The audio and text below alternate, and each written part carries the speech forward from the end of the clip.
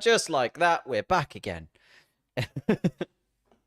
Aston Martin this time around, not McLaren. I haven't changed hats. If I'd have changed hats, then it would have made more sense, right? Just change hat to an Aston Martin hat. But I don't own an Aston Martin hat, but there we are. Hello again. This time you're not late. Congratulations. I am. I'm like a minute late. I'm a minute late on when I said I would be. Hello, everybody. Shall we talk Aston Martin? We kind of touched upon them a little bit when we were talking about McLaren earlier on. If you didn't manage to catch the McLaren reveal, we did that one earlier on today. Link to that still on the channel. If you go onto my page, click on live streams, it's there because we're trying to do these ones live. Or if you want to talk about Haas, wanted to see me talk about Alfa Romeo, Red Bull, they're also available as separate videos. Unfortunately, we couldn't do those as live streams, but they're all there. But today is Aston Martin as well as McLaren. Let's talk Aston Martin. So again, I've got the team guide up for Aston Martin, and we're going to kind of just go through it step by step, see where they are for this 2023 season. I personally am very excited to see where Aston Martin are going to be in 2023. I think this season could be something a little bit special when it comes to Aston Martin. I think they really could take a step forward that we haven't seen from them.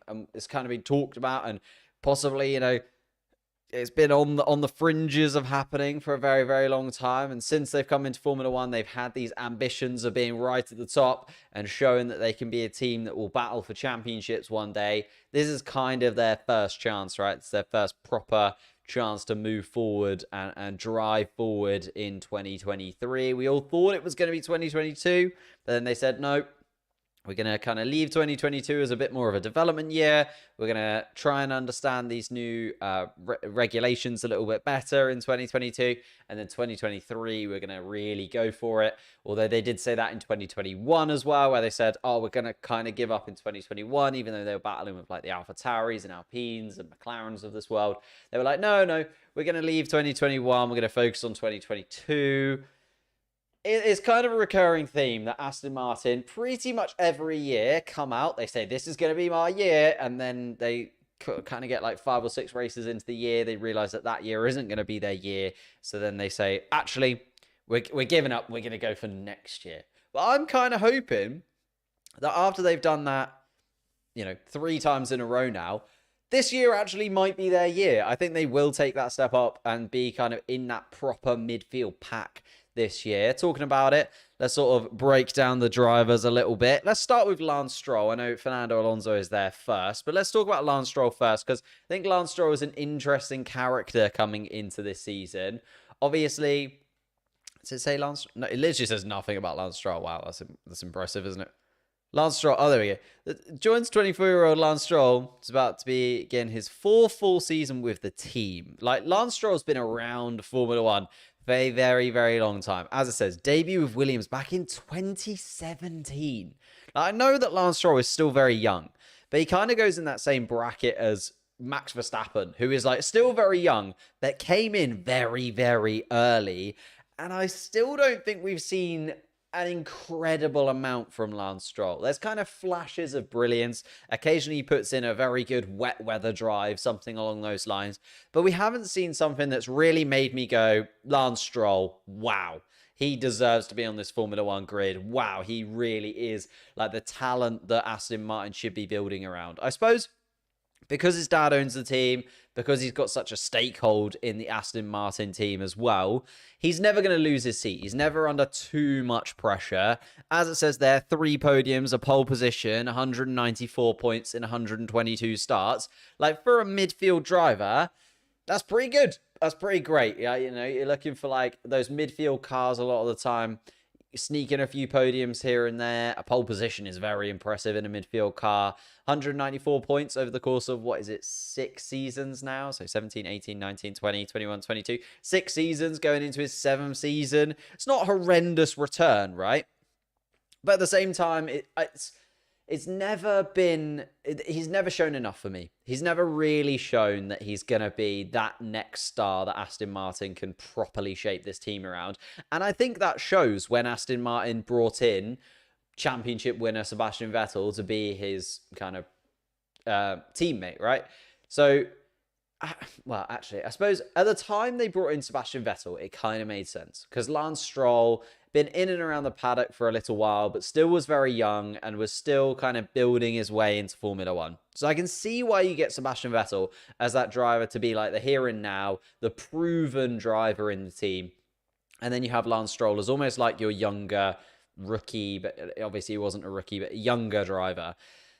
I think the fact that they've changed Sebastian Vettel for Fernando Alonso kind of shows that they have a little bit less faith in Lance Stroll. Because Lance Stroll now could be at the point where you bring in a rookie driver alongside him, right? They could have easily gone for Drugovich in the same way that McLaren have gone for Piastri. I feel like you could have lent on Lance Stroll being your more experienced driver for this season. Like, McLaren have brought in Piastri. Obviously, Alpine were going to lean on Ocon as their most experienced driver. Albon at Williams is their most experienced driver. They're bringing in a rookie. You could argue maybe Bottas and Joe, that's slightly different, and that Bottas has been there a little bit longer. But the fact that they've gone for Fernando Alonso, they've still replaced Sebastian Vettel with another double world champion, another been there, done it, seen every type of driver in Fernando Alonso, just shows to me that they haven't quite got like 100% faith in Lance Stroll moving forwards. Because they don't believe that Lance Stroll could be like an out-and-out number one yet. Otherwise, you bring in Drugovich, right? And then we've got Fernando Alonso, who's made that switch over from Alpine to Aston Martin. It was kind of a little bit of a crazy move, right? I think a few people maybe expected Sebastian Vettel to retire.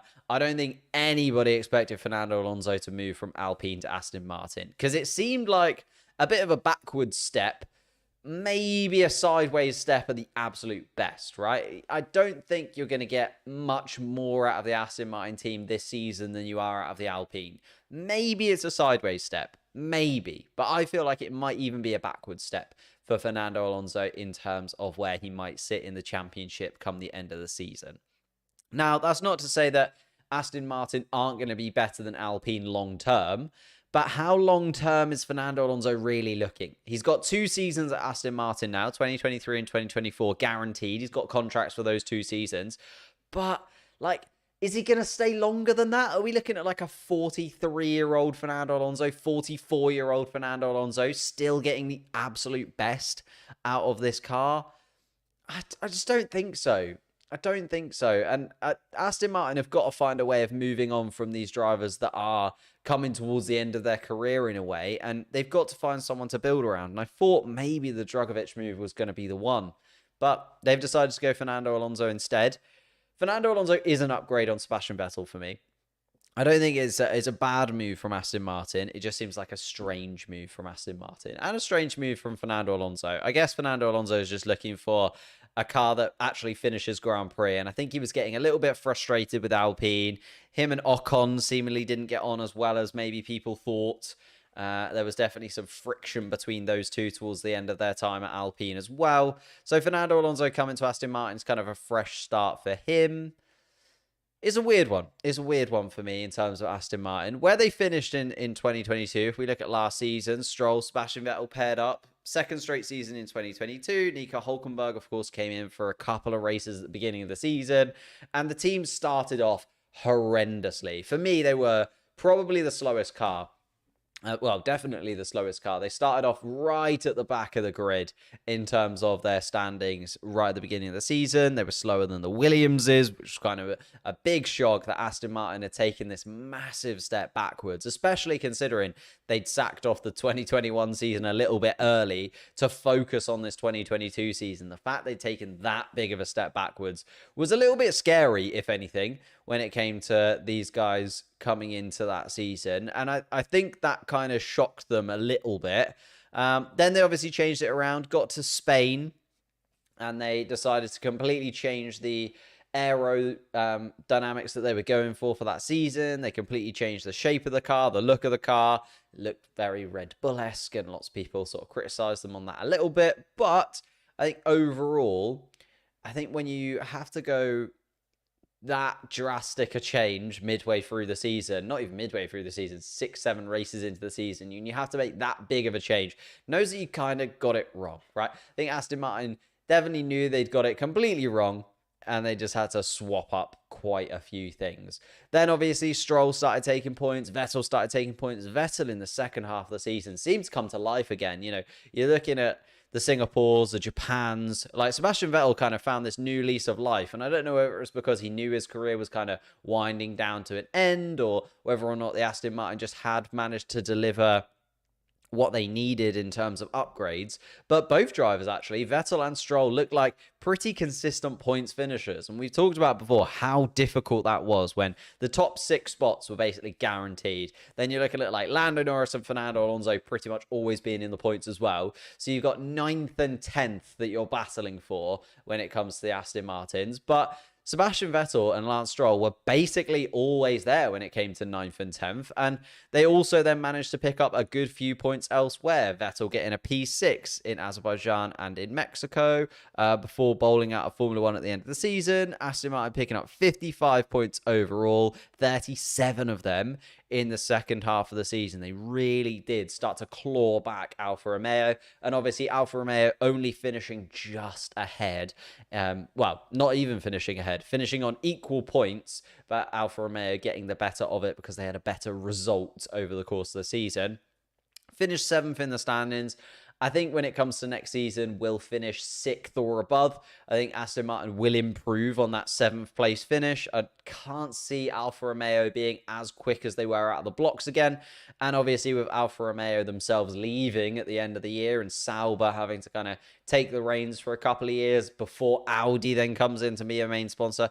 I know that the Alfa Romeo name is just like a sticker that they slap on the Sauber car because Alfa Romeo pay for it. But at the same time, like, it's still that kind of drip feed of money coming from Alfa Romeo is going to slow up. Therefore, the upgrades are going to slow up even more so. And again, we're kind of looking at an Alfa Romeo car that isn't going to be upgraded as much as it possibly could over the course of the 2023 season. Whereas Aston Martin can just continue this form where they have got quicker and quicker and quicker throughout these regulations. They've changed a lot of things throughout the 2022 season. And therefore, coming into 2023, hopefully they've kind of zoned in on what they really want to build, and therefore can start to hone in even more so on that and offer Fernando Alonso the ride that he kind of deserves at this point. Like, he worked exceptionally hard in that Alpine team to get them where they are, and he doesn't want to take a step backwards. As I said, he kind of wants to take a step sideways, right? And I feel like it could be a sideways move. In terms of Vettel's for Alonso, I've kind of controversially said, and people have been very angry at me for saying that Fernando Alonso is an upgrade on Sebastian Vettel before. I think if you look at, again, their careers as a whole, there is debate there. There is definitely debate as to who is better over the course of their careers. If you look at 2022, is what I was trying to kind of point out. If you look at last season, Fernando Alonso was the better driver. If you just had to pick one to be in your team for the 2023 season, I think Fernando Alonso looks like the better driver moving into this year. But that may be just me. Beanie looks awesome. After watching the McLaren stream, though, I feel like it's a very good place right now. Yeah, it's very... as I said, I could have swapped out the beanie, but I don't own an Aston Martin beanie, so it's the same one. And I haven't done my hair, so it's just staying. Lance Stroll better than Lando Norris. Drunk, you are gone. You've lost yourself. Glad Alfa Romeo are going. I'm also kind of glad Alfa Romeo are going. I think that Audi is a much more interesting prospect, especially moving into 2026 when all the regulations are going to change. I feel like Alfa Romeo kind of had their opportunity and they never really did anything. It's weird that that Sauber team has been around for so long. They've never really knocked on the door, have they? You know, you're looking like back to Kubica in like the BMW Sauber. What's that? 15 years ago. To look at like a Sauber team that was properly moving forward. And it's just, I wish Sauber the best. I just feel like they've been in the game long enough that I kind of want a little bit more from them. Anyway, we'll move over to the Aston Martin stream. It is starting any moment now. The Aston Martin R23. What's the R? Aston, is that just Aston Martin? AMR 23.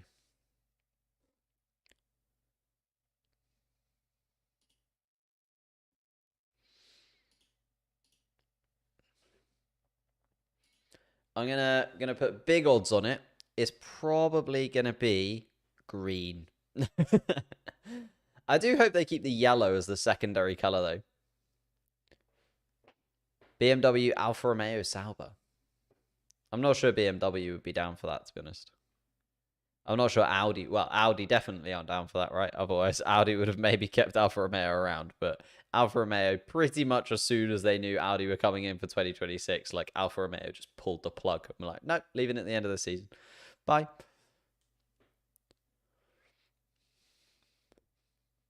Has it started? I can't get this to do anything. The Aston Martin Armco Cognizant Formula One team. That is a mouthful, isn't it? Has there ever been a Formula One team with a longer name? Hashtag new energy. Hashtag it. BMW Sauber was the jam. It was a good time. Oh. Oh, it was just playing from my speakers. That's why it wasn't seeming to work for me. There we go.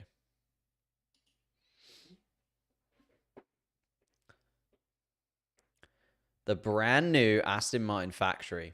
It's finally done though, or like nearly done. This is what I mean. This should be the season, right? Alfa Romeo have got all of its new infrastructure, the big factory, the big JCB sponsorship. Everything's all coming together for this 2023 season. Now is the time. Porsche is too successful for Formula One. I mean, I'm not sure.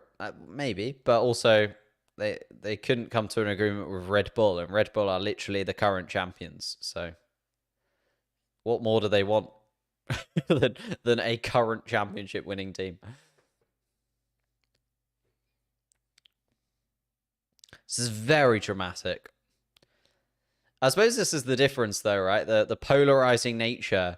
McLaren's was all about Bruce and 60 years and the history that they've got in Formula One, the kind of the continual development that they've had over the course of hundreds and hundreds of races in Formula One. Whereas Aston Martin's is like, look at this brand new shiny factory we got. Look at all this money that we've just pumped into Formula One, and we built this huge facility. It's brand new and like state of the art and the top level for what you could possibly get at this point. It's very, very polarizing, isn't it? The two ends of Formula One. The new kid on the block versus the historied McLaren team. That would actually be like a very good way of looking at the battle between them, right? Oh, you think John? Yeah, I have seen that. I have seen that. Did I succeed the Latifi challenge? I did not. I did not.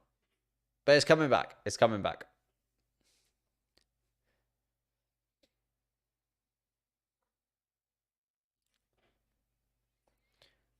Are we going to see Fernando Alonso?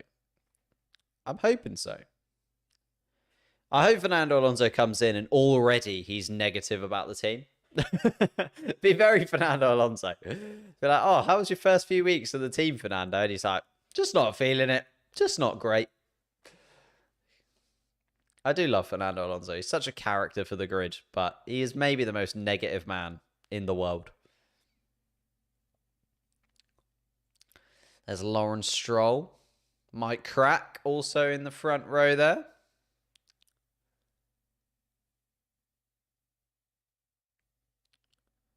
It's a bit weird. They've kind of got like lots of people. Oh. Oh, I see. I was wondering, they've got like a little audience section with like people seated, and then they've also got like a secondary audience section, like standing up, kind of Top Gear style, standing up in the background. It's like the executive seats and then the public seats. Well, they're not seats. The public standing zone.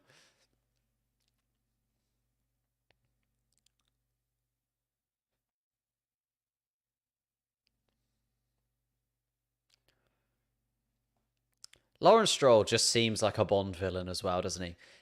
Like, considering he now works at Aston Martin and Aston Martin is so like James Bond, it just feels like he should be in the other car, right? James Bond should be in the Aston Martin. He should be in something else because he does scare me as a human.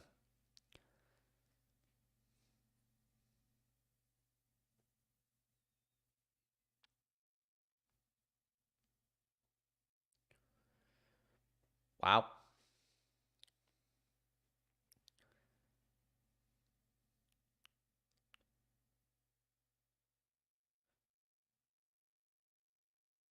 Goodness gracious. It is mad, isn't it? That they've been able to come into like the Force India Racing Point setup and double the amount of people that are there, completely make a new factory, add in such a change of facility. That is just mental.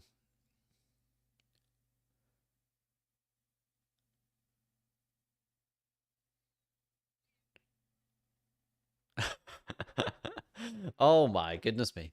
He's very passionate and therefore he's going to win. And he's terrifying about it as well. It's just scary, isn't he? Maybe that's what you need to be like right at the top of business. Maybe I just need to be absolutely terrifying. Just need to start scaring people more. Get myself right up to the top.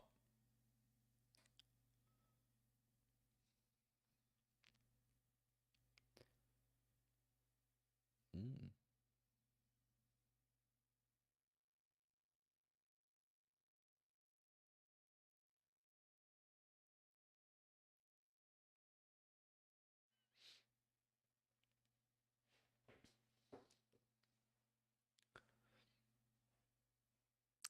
It is, yeah. They've started poaching a lot of people off of like Red Bull, in particular. Well, that was the talking point from last year at Spain, right? The fact that they brought in quite a lot of people from Red Bull, and then their car started to look like a Red Bull was a little bit kind of dodgy. Well, it wasn't dodgy in the end. It just felt dodgy at the time.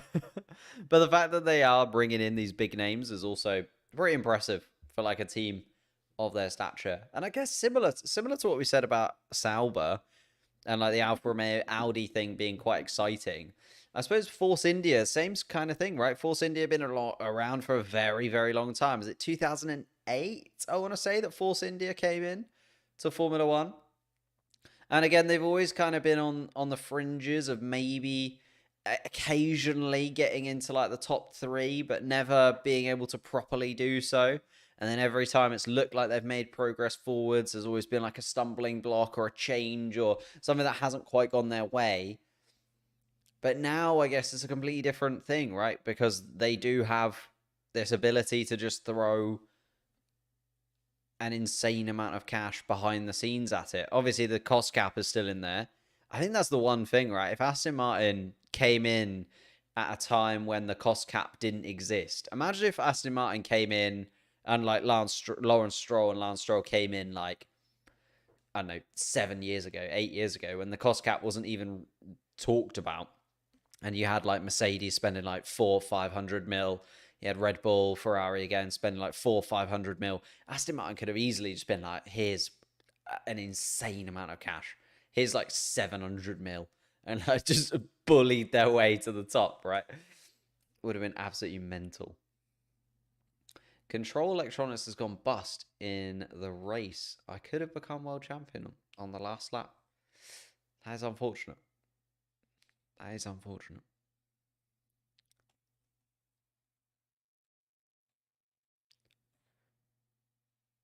Of course.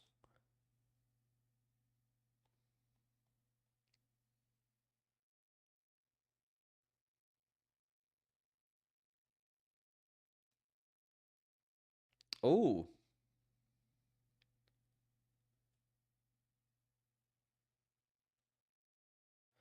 that's fair. At least like he understands that they're missing. Like I thought there was going to be like a yes there from him, but I think it's good that he understands it is a building process. So he's just been asked about whether or not Aston Martin can be champions, and he said that they've got all the building blocks there, but they just need a little bit more time to be able to properly step up into that championship battle. You've got to remember the top three teams have been around for a little while longer than Aston Martin.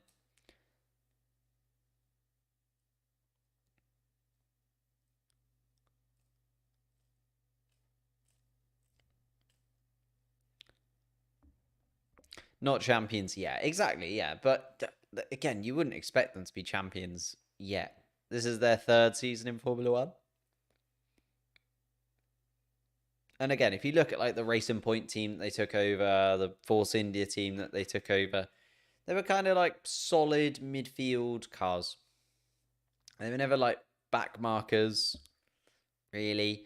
And they were never like championship contenders, but they were always like there and thereabouts. They picked up fairly decent points consistently. They got, a good few results that kind of shocked.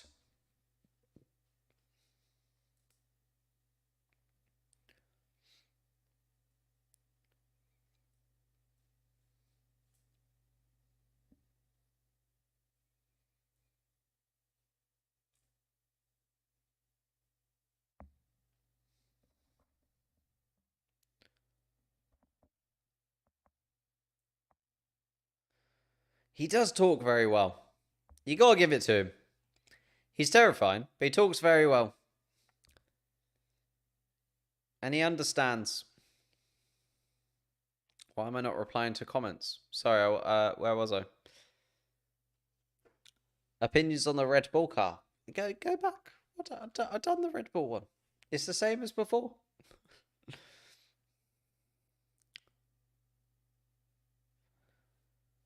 Oh. Here we go. The man. Team principal. Do you feel like the Otmar thing kind of cost them a little bit in 2022 as well?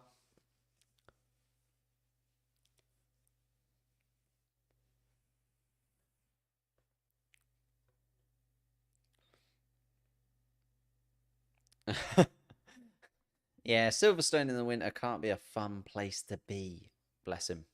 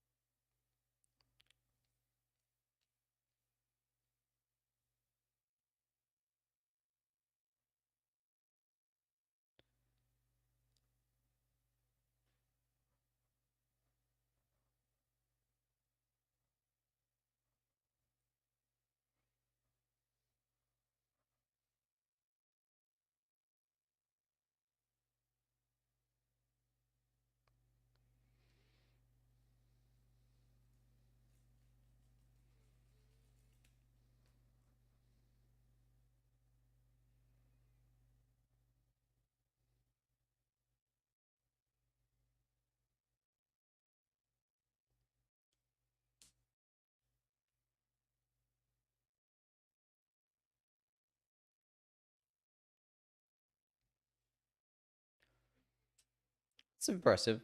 I think Mike Crack is a good team principal. I don't know if he's in my like top team principals though. You know what I mean? Like, I don't think he's going to be able to like properly drag a car up to the top level of the grid. I mean, maybe, but I'd be surprised if he was the director to actually win a championship with Aston Martin. You know what I mean? Although he's good at what he does, he's not like the best.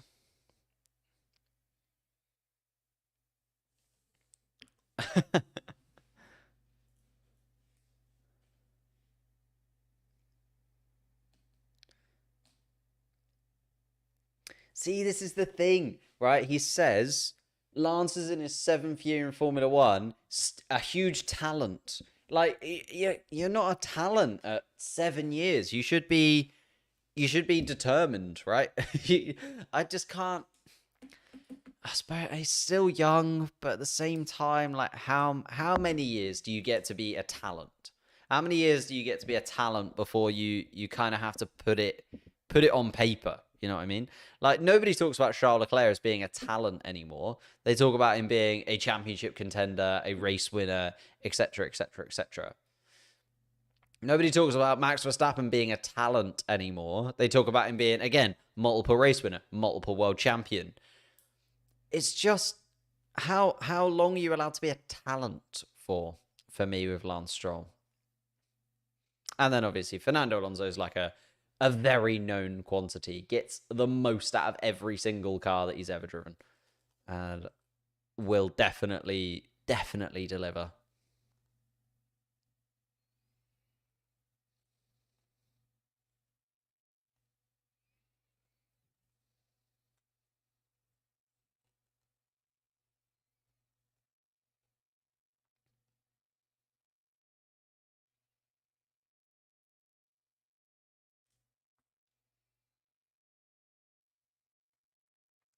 Here we go. I think we're finally going to see the Nando.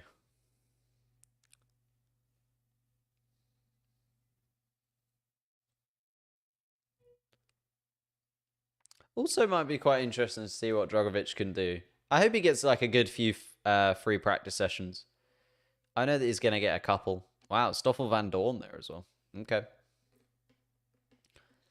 I kind of want Drogovic to get a good few free practice sessions, some good testing drives in there.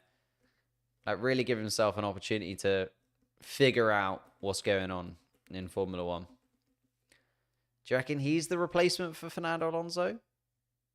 Couple of years' time, Stroll will be in his 9th year in Formula One, and surely by then, again, can you be in Formula One for a decade and still be a talent? We'll see with Lance Stroll, I guess. Like an unknown quantity. I think Stroll is a known quantity at this point. For me, he's not quite good enough for like where they want to be. How long have I watched Formula One? 2008, 2009, that kind of vibe.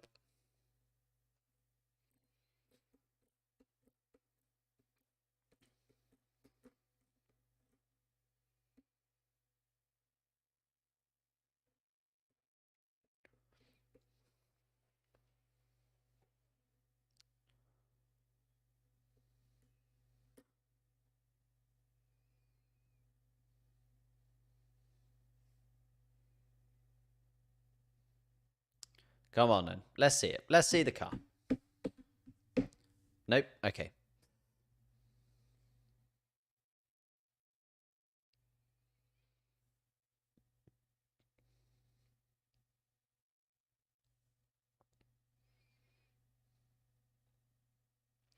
Here we go. Finally.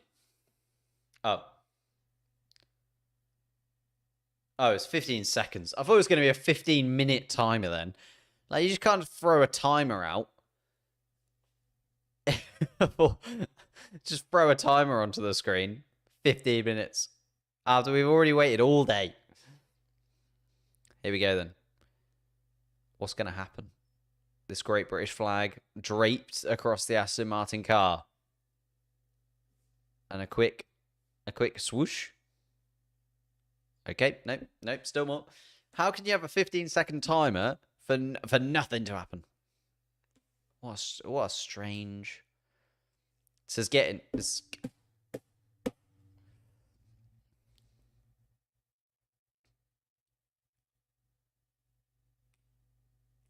Come on. Come on. We're just hearing lots of quotes from the drivers and the people around the team. But now we want the next. We want the car. The flag is still there. Yeah, I know. There's a lot of build up for this. A lot of build up.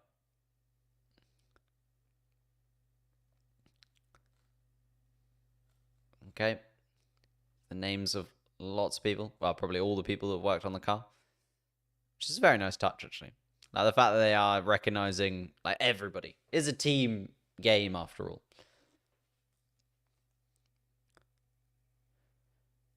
Come on. I'm kind of interested to see how they take this this off. Like they got some kind of wire mechanism that is gonna like pull it off of the car. Because like with the other ones, we've kind of seen either the drivers come along and like take it off of the... Okay, no. What is happening now? There's something down the tunnel. Is this Fernando? It is. Fernando and Stroll. I forget how short Fernando Alonso is. I suppose Stroll is like moderately tall. Oh, there is some kind of string mechanism, maybe. It's very green. I thought it was going to be a little bit more black because of what we've seen from other teams going into this season. It's very green. Like I thought they'd change up the livery a little bit. Now they've stuck with the solid green across the little yellow trim. I do like the yellow trim. I feel like they could have leaned into that yellow a little bit more, to be honest with you. Any changes? That looks like a end of 2022 Aston Martin, if I'm honest.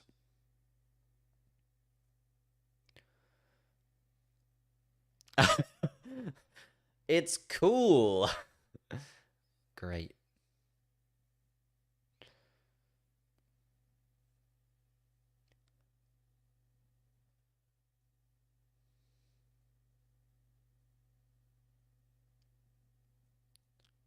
They're really not bothered, are they?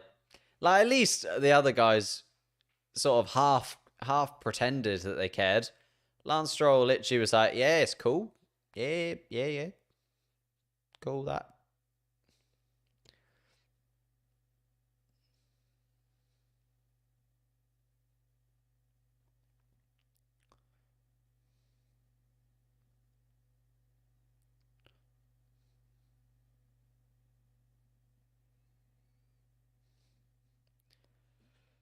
4 out of 6 cars the same so far. I suppose like a lot of the time when you're looking at like a team, there's gonna be similarities, right? A lot of liveries don't change that much when the team doesn't change. I think when we're looking at like Aston Martin first coming in, there were big changes, right? Just because it was their first season, it was like, oh, it's green. But now it's been green for 3 years, and we're like, yep, still green.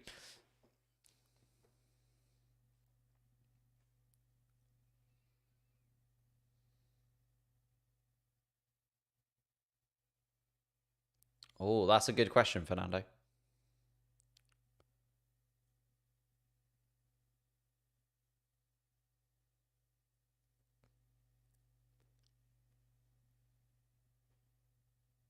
Wow.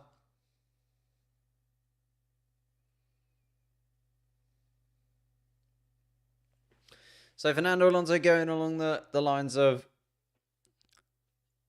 recipe of, having that talent come into the team, seeing the development of the cars, kind of what got him to come to the team. Mentioned Lawrence as well, which is good and interesting.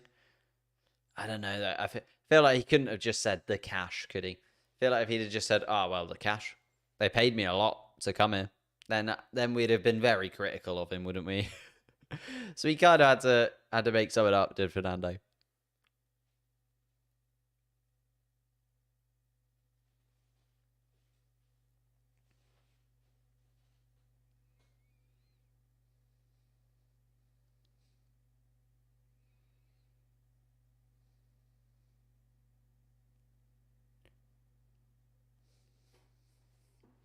I am excited to see what Aston Martin can do.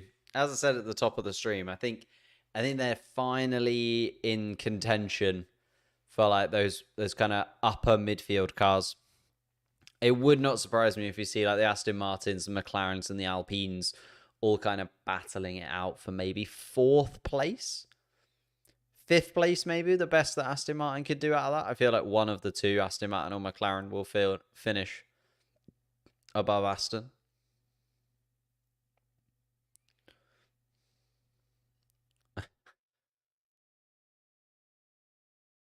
Oh, that's an interesting question. What are the expectations for this year?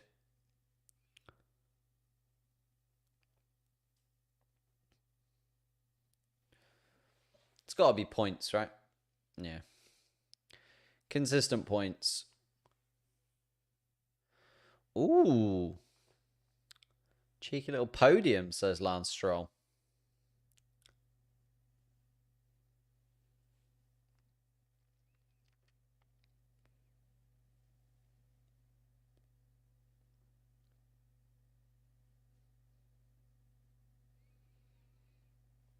That is true. They were incredibly slow to start with. So, like, the fact that they were able to recover, very impressive.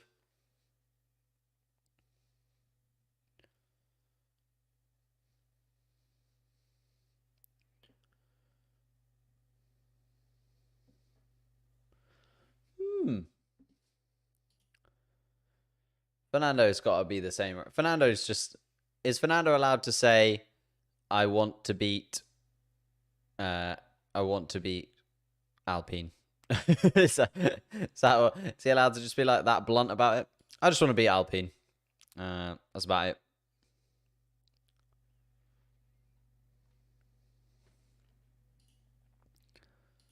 All right.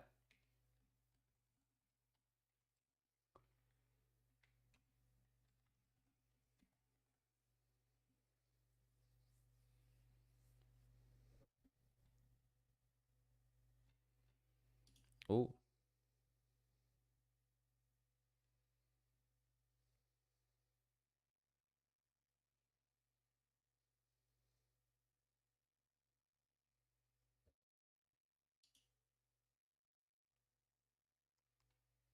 Oh, it's crafty.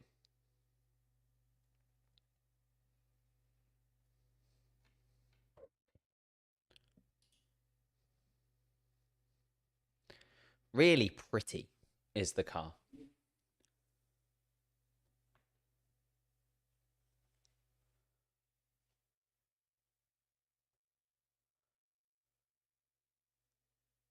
Wow. I love that Formula One drivers just really don't elaborate unless prompted, do they? They're just very cutthroat people, very straight to the point. Like a child has literally asked him a question, he's been like, Michael Schumacher. Probably. Probably Michael Schumacher.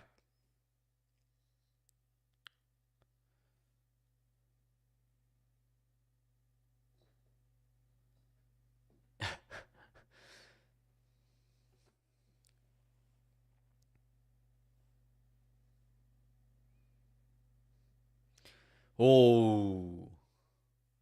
Well said. Well said. He's come back at him.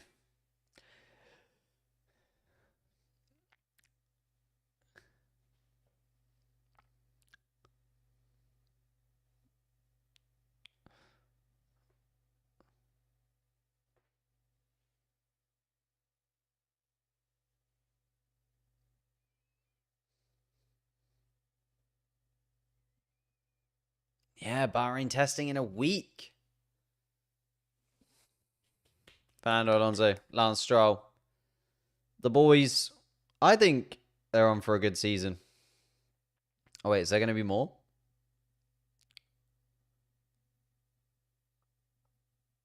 Why?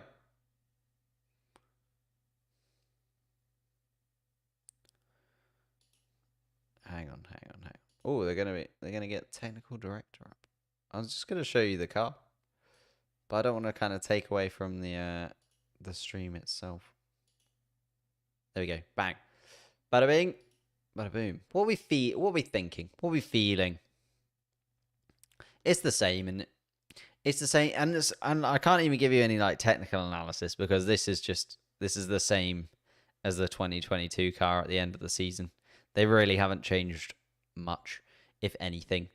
This almost looks like a kind of model car that they've got set up just for this launch, which is not really what we want to see, is it?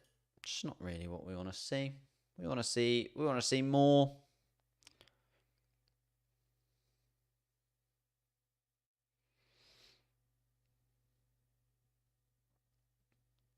$95 different.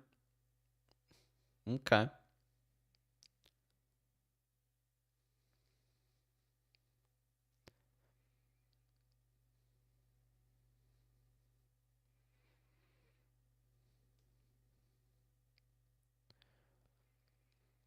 I feel like we've seen it. As much as I like this lad, is there going to be any more? That was a lot of build up for a car that looks very, very similar. And like we've listened to the drivers now. So I think I'm gonna call it. Boop. I'm gonna call it. I think again, just I believe Aston Martin can do really well this year. I know Seb's now left, but kind of looking at last season, looking at the steps that they took, greatest achievement. Aston Martin's short history in Formula 1. Sebastian Vettel's second place is their greatest achievement. I guess that makes sense, yeah. I feel like they could do something a little bit special this year, and they definitely could step up, and they definitely could be in and amongst the kind of conversation for maybe fourth at the absolute best. I feel like they'll maybe finish like fifth or sixth overall for the Aston Martin team. But yeah, they've brought in a lot of big people, and they've put in a lot of money, and their facilities are finally finished. So like this could be it, right? This could be the opportunity that they've got to properly step up and step in and make this a good performance. But yeah, it's time to call it a day. Thank you guys so much for watching. If you subscribed, if you liked, if you did all those things, thank you doubly so. And yeah, we'll be back tomorrow anyway for Ferrari. So we're keeping the ball rolling very much so over the next few days. Ferrari, then Mercedes, then Alpine, and we'll do a quick roundup of all 10 once we've finally seen the Alpine car at the end of this week. But I've also got some videos coming out over the course of this week, some predictions coming up once we've seen the cars too. But having said all that, I will see you tomorrow and we'll talk Ferrari. And if Ferrari can be 2023 champions, we'll think about it and we'll talk